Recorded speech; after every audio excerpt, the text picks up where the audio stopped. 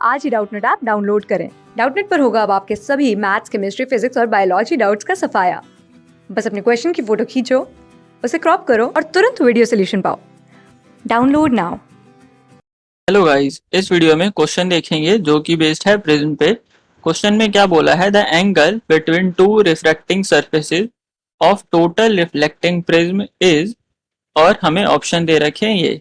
तो देखो, total reflecting prism क्या होता है, कुछ इस तरीके का हमारे पास ये प्रिज्म होता है। ठीक है, ये जो दोनों एंगल होते हैं हमारे पास 45 डिग्री और 45 डिग्री होते हैं, और ये वाला जो एंगल होता है हमारे पास 90 डिग्री होता है।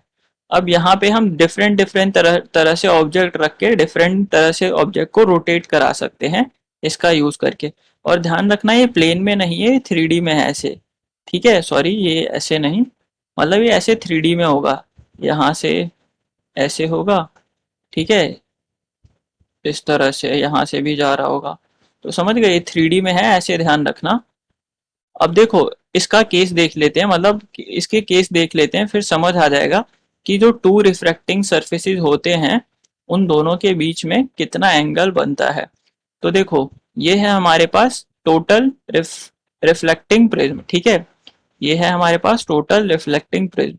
होता क्या है, ये सपोज हमने ऑब्जेक्ट रखा, ऑब्जेक्ट से रे गई, और इस प्रिज्म का हम क्या करते हैं, रिफ्रैक्टिव इंडेक्स ऐसा चूज करते हैं कि उसका क्रिटिकल एंगल जो है वो 45 डिग्री से ग्रेटर हो। ठीक है, तो क्योंकि ये एंगल 45 डिग्री से, मतलब 45 डिग्री है, और हमारा क्रिटिकल एंगल इस प्रिज्म का ऐसा होता है वो 45 डिग्री से ज्यादा होता है, तो ये क्रिटिकल एंगल से लेस देन है, तो ये रिफ्लेक्ट कर जाता है, TIR हो जाता है इसका।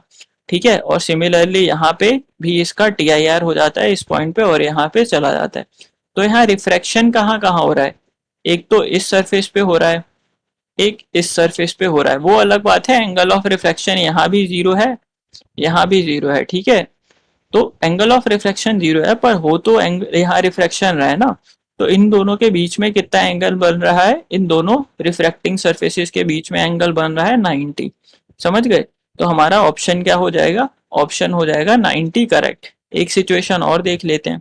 देखो, यहाँ हमारे पास क्या है, ये ऑब्जेक्ट है, ये ऐसे इंसिडेंट किया, यहाँ से ऐसे इंसिडेंट किया, तो हमारा ये जो सरफेस है, मान लो इसका नॉर्मल ऐसे है, मान लो क्या, इसका ऐसे है।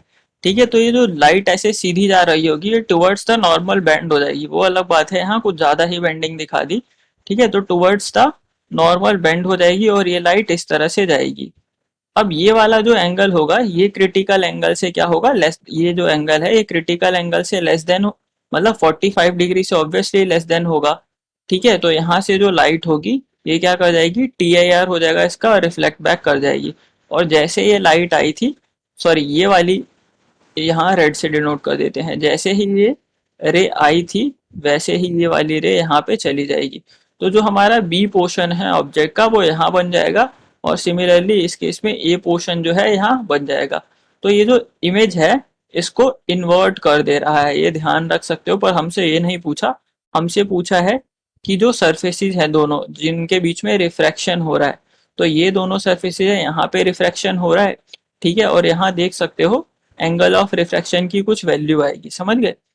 तो होगा क्या, मतलब इन दोनों सरफेसेस के बीच में जो एंगल होता है, मतलब ये वाला एंगल जो होता है 90 डिग्री होता है।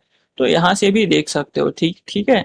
तो हमारा ऑप्शन कौन सा करेक्ट हो जाएगा, ऑप्शन जो फर्स्ट 90 डिग्री है वो करेक्ट हो जाएगा। टू रिफ्रैक्टिंग सरफेसेस के बीच में in total reflecting prism angle जो होता है 90 डिग्री होता है।